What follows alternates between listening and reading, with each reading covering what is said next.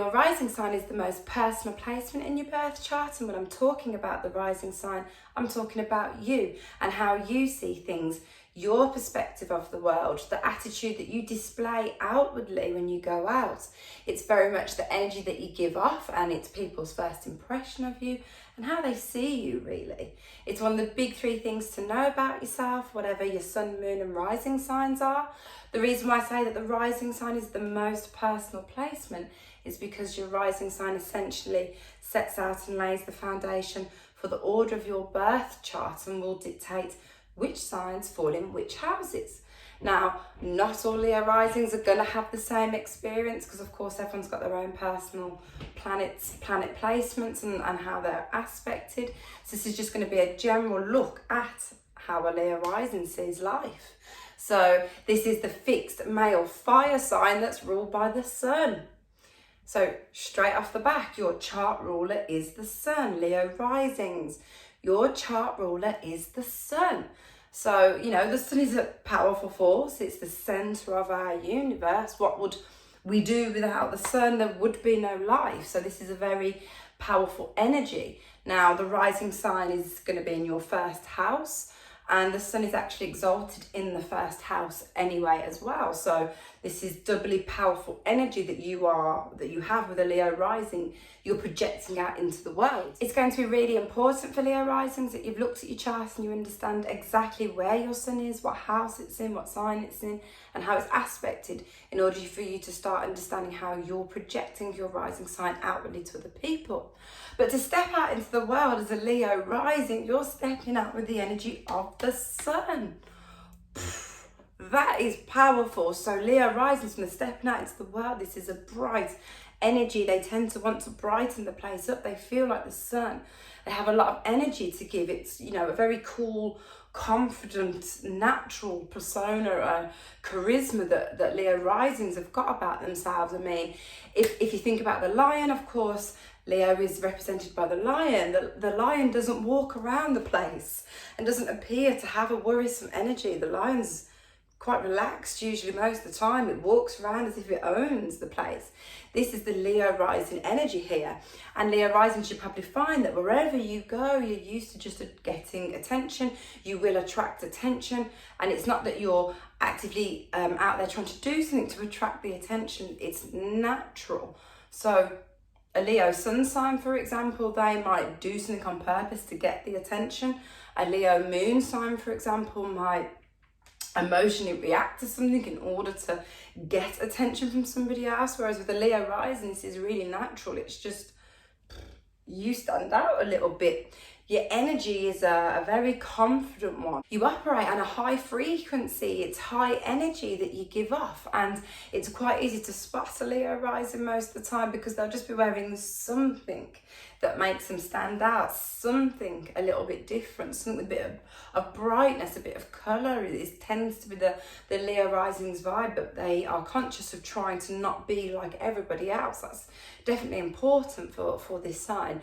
And you've probably been used to or noticed that around you, you tend to attract jealousy, in the sense of the people close to you or your friends can get quite jealous of the attention that you seem to receive, can kind of hate on you a little bit, as in, why does he get all the attention? Why does she get all the attention? Why does anyone looking at me? Like, you know, you guys can't help it. It's, as I said earlier, it's not that you're asking for it, unless you're a Leo sun and a Leo rising, then yes, you might be asking for attention specifically by the way that you look. But for Leo risings in general, you know, you can't help it. What can I say? It's just cool.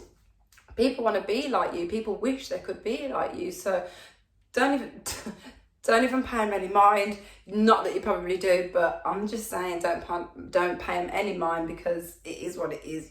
You're a Leo rising, you have the sun in your first house, you're projecting the energy of the sun. Independence is a key value for Leo risings because you have the fixed signs in the angular houses. So 1st, 4th, 7th and 10th house, they are the angular houses, and in all of those houses you have the fixed sign. You've got Leo in the 1st house, Scorpio in the 4th house, Aquarius in the 7th and Taurus on the 10th. So you emanate that fixed energy. So you appear very much to other people as if you've got your shit together. You appear very stable. You appear very strong. I see Leo risings very much as being extremely intuitive, almost doubly intuitive, because they have the fire signs in the fire houses, and they also have the water signs in the water houses. So the first house is the house of Aries. You've got Leo in there. Fifth house is the house of Leo, and you've got Sagittarius there. Ninth house is the house of Sagittarius, and you've got Aries there. Let's look at the water houses quickly. Fourth house is traditionally the house of Cancer. You have Scorpio in there, the fixed water sign. You've got the eighth house, which is originally the house of Scorpio, and there you've got Pisces, the most deeply emotional water sign there is. And then you've got the 12th house, which traditionally belongs to Pisces, but you guys have got Cancer there. So, you know, you've got water signs in the water houses. Both the water element and the fire element are intuitive elements. Air is also intuitive. In fact, you could probably say each of the signs have got a level of intuition, but the fire and the water are definitely the ones you would think of first to be the most intuitive. Now, fire, the way the fire sign's intuition work is in action. So when a fire sign is in action and doing something, they instinctively know what to do. They can act instinctively with action. Fire is action. Now the water, the intuitiveness that comes from the water, this is from the emotions. This is something that they just feel. It's not something that can be said or that can be done. It's a feeling. So that gives Leo risings a level of sensitivity, because in their water houses, in the more private houses, you've got water signs. So although you don't appear to be the most emotional person at all, really outwardly, I mean, of course, it depends on your own personal placement. You could have prominent water signs and be a water moon, for example, then you might actually be more emotional. But as a rule, Leo risings, they keep their emotions under wraps. This is not something that is to be shared with other people. It's something they actually try to not show. Only people that they know properly and that they trust. Trust is a big thing with Leo risings, and we'll get to that, but only people that they trust will really know what's going on. And Leos are known for being the performers, and the reason why Leo risings you could be classed as being the performers is because you know how to put on an act. You know how to act as if everything's okay on top, even if deep down inside you're feeling really emotional, or you're feeling sensitive, or you're going through some sort of emotional crisis. It is not something that's displayed outwardly and expressed to the wider world, really. It's definitely something you want to keep under wraps. So my point here is, long-winded, but my point is, do not underestimate how sensitive Leo risings are. Okay, so, and these are where the differences are that start to come in with sun sign, moon sign, rising sign, because the position of the signs that you've got in houses is very important, and will, you know, that's the reason why different placements are going to play out differently for different people. So a Leo rising has the water signs and water houses. They're deeply sensitive. They have deep emotional sides, but it's hidden. They have Scorpio in the fourth house. The most private house in our chart is ruled by Scorpio. Scorpio is the most private energy out of all 12 signs. So you've got double private over the emotions. It's not something they want to discuss with people, and they're not going to let many people in. As I said, it's only people who they grow up with and can trust and build that bond with. Now, Leo risings, you are stubborn. Let's face that. Let's just get that in there right now. You guys have stubborn traits because you've got fixed signs on the angular houses in the first house, 10th house. They're the houses that people can see you. Your 10th house is the most public house in your chart. And obviously your rising sign is how you're seen, the first house. Both of those signs are fixed. So you definitely can display stubborn traits. And one thing you kind of might struggle with in this lifetime is being able to see other people's points of view. Your chart ruler is the sun. That can be quite a blinding energy to you. You can also burn people out, you know, for Leo risings having a moment. If they want to get angry, they've got fire signs in the fire houses. They've got Sagittarius in the 5th house of expression. Sagittarius can get angry, you know, and they are blunt. So, you know, when a Leo rising gets cross, they're just going to they might just come out and say something people might not like, but it's their truth.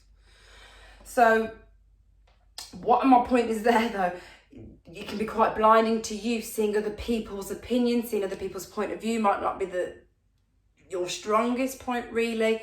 Leo risings cannot stand criticism. They don't like to be put down in any sort of way. Like, do not ridicule these people. Do not try and force a Leo rising into doing something. There is no point. That's not how to handle this sign. Trying to force them into doing something and, you know, putting them down and telling them they should be doing this. You see, for Leo rising, even if they've done something wrong or they've done something silly that they know they shouldn't have even done, but they actually still don't want to be told about that. They still don't want to hear about it. So that's just something to be aware of, is that sometimes with Leo risings, I find that you can kind of have a more self-focused view. This is one of the reasons that we'll get into later in the video, why Aquarius is such a good energy for you guys to surround yourself with. It's important for a Leo rising that when they are communicating, they feel that they're received well and that they like it. Basically, when they can sense and feel that people like them, they like to be liked. They don't really want any of that judgment on them, any criticism. They have Libra in their third house of thinking and communicating. So, you know, often when you are speaking, people will find that you're definitely relatable. It'll give you quite a charming nature. Having Leo as your first house and your rising is a charming energy anyway to give up. But Libra in the third house, when you're communicating, that's even more charming. Now, let's have a look at the other, I guess, thinking or mind house, 12th house. The 12th house is the unconscious mind. This is the collective unconscious, basically, how everyone in humanity is connected together through a subconscious and conscious mind. And in your subconscious mindset, you've got Cancer. Now, that is the cardinal feminine water sign that's ruled by the moon. So you effectively, you could think about it as if you've got like the moon ruling over your 12th house and you've got the sun in your first house. So they're strong energies to be dealing with in those houses. Now, this will make you have the sensitive side, though, that I described earlier. Makes you super intuitive, potentially quite, you know, you can have quick mood swings, really. You know, if someone annoys you, you can just be like, don't talk to me for a bit, you know. Your mood swings can be quite fast, but you'll always change that up because you like to appear jolly, you know. You don't really enjoy being around people that make you feel down, or people that are negative, or people that have got a lot of criticism to give. It's just, it's not your vibe, it's not your cup of tea. You want to give out a bright energy and you want to receive high energy back. Now, let's have a look at the 9th house. So 9th house for you guys is Aries. So opposite to the 3rd house of thinking and communicating, we've got the 9th house, which is higher knowledge, higher learning. This is the wisdom house, the house of philosophical studies, religion, things like that. And for you guys, you've got Aries there. That is the cardinal male fire sign and that house originally belongs to Sagittarius, but for you guys, it's Aries. So I really feel that for Leo risings in this lifetime, you are here to learn your own lessons. So I said at the beginning, I don't think there's any point in trying to force your opinions on a Leo rising, because they're not going to take them. Simply kind of want to do what they want to do. The lion, you can't tell a lion what to do. So it's not going to work with them. And having Aries in the 9th house means that they're going to have to go on their own path of self-knowledge, self-discovery. There, when they're looking to look into something of higher knowledge, they need to go on that path solo by themselves to really get into it and look and learn from it, because they're not going to learn from somebody else's experience. A Leo rising won't learn from somebody else's experience. They're not going to learn from what somebody's telling them. They're going to learn from their own experiences of life. This is definitely the person that could go off traveling other worlds, other cultures by yourself. It's a very independent energy anyway, but having Aries in your 9th house, you know, when you could go off and travel, that could be done by yourself. It's the energy that you can learn from most as well. So you will learn very well from Aries people. And you'll find if you've got any of the Aries archetypes around you look at, you probably just not look up to them, that's the wrong word, but you just love the fact that they're about their own, they're about their self. They don't care what anyone thinks. There's no hesitation. They just do, they go. It's an independent energy. You guys are super independent, so you value someone who's got that independence. And seeing someone that Aries, quick, cardinal, go-getter type energy is something that would be very, very good for you, Leo Rising. Leo Risings go out, they're out. These are go big or go home type people. When a Leo Rising decides they're going to have fun, they're going to do it, and they're going to do it big. Why? They've got Sagittarius in the 5th house. This is Jupiter energy in the house of fun, children, sex, romance, expression, creativity. It is all with the Sagittarius Jupiter energy. So another thing, let me just link that back. The 9th house, when I just said you guys, I feel, need to go on your own independent journey. If you really want to understand something and find higher meanings of life, it's a path you need to take by yourself so that you can understand it. But if you were to go off and travel and learn something deep, you would be so good at expressing that out and teaching it with having Sagittarius in the 5th house. Sagittarius are the preachers, the teachers. They have conviction when they speak. Fire is a very passionate and very strong force. I'm sure you guys know. You've got the fire signs in the fire houses, so you've got some passion inside of you. And when you're expressing outwardly, you'd be received well because you're going to be expressing with that Jupiter energy.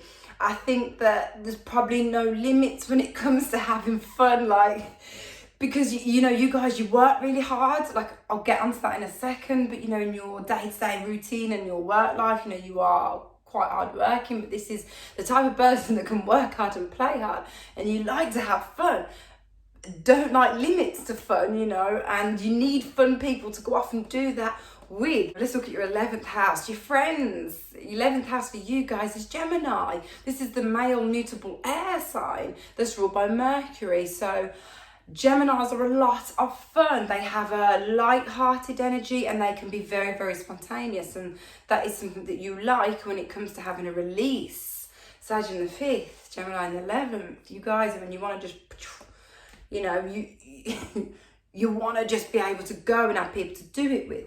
Thing is with having Gemini here though, it's not a thing with your friends where you might really get emotionally deep with them.